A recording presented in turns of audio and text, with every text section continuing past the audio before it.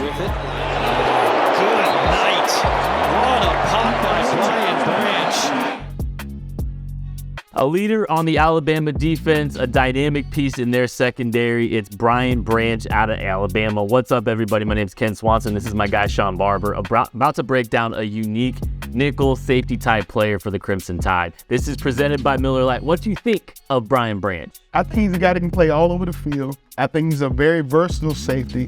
Unfortunately, overall, this safety class in this draft class might be one of the worst I've seen in the last decade. It's just not a lot of athletes playing safety in this year's draft coming out. So that's a great thing for Brian Branch because it's easy to stand out when the rest of your competition, like you say, runs like me and you. Yeah, Branch didn't have the best testing day, but there's still a chance that he hears his name called in round one of the draft. Let's take a look at why.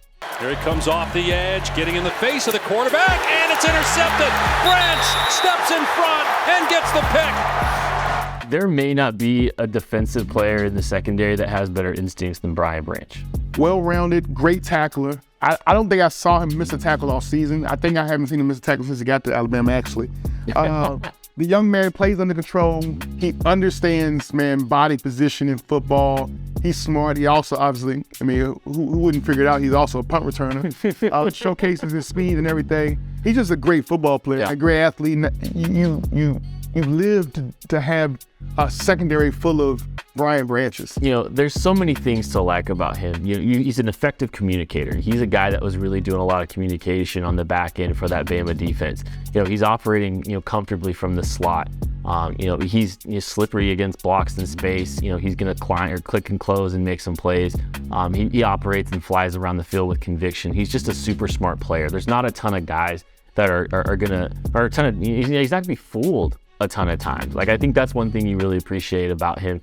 He's shown some man coverage ability. He's just a unique slot player. He can play deep too. He's just a versatile player that can do a lot for a defense. Obviously there's concerns about the athletic profile, but there's just so many quality that you see in him, coverage and against the run. Yeah, and here in Chief Kingdom, I think we remember a guy named Eric Berry. He's a tremendous leader of men. No. He was not the most athletic. He didn't test well, all those type of things. But when you needed him to step up and make a big play, a 2-point conversion takes the other way against Atlanta, big interception and a big tackle for loss. He was always such a heady ball player and always in the right position. He knew angles. He knew how to be an intimidator in between the hashes. And that's what I see out of this guy, man. He's a young Eric Berry. He's making plays all over the field. In my comp, I had him comp to Minka Fitzpatrick from the Miami Dolphins, Steelers, those days.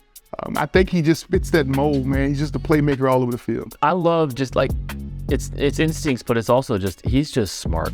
He understands defensive coverage structure and he understands what he can and can't get away with. Obviously, he's not the best athlete on the field, but he just has such a good understanding of what the defense is trying to do coverage-wise, and what he can try to undercut, what he can take away, because he knows where his help is. He knows, what he can take a risk on because he knows what kind of stuff he has in the backfield.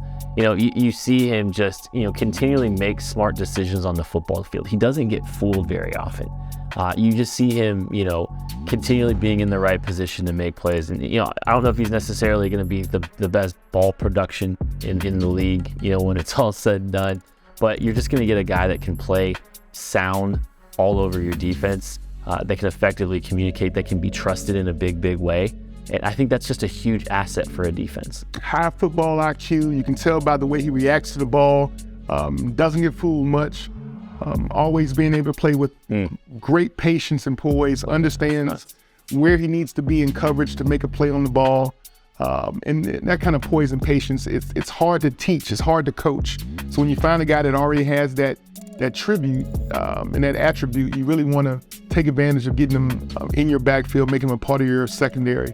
I think every team would be thrilled to have this young man be a part of their starting secondary. If the coaches get their hands on this tape, of Brian Branch, they're going to be the ones that are going to be advocating. He may not have the traits that some of the scouting personnel might prefer, but everything about him is a coach's dream when it comes to just, the instincts, football IQ, leadership, communication. You know, he's coming in well experienced and ready. I mean, just looking at some of these plays that he's making there, it's special plays that, you know, maybe even aren't necessarily always on paper, but just he understands what he needs to do. That's Brian Branch, the safety out of Alabama.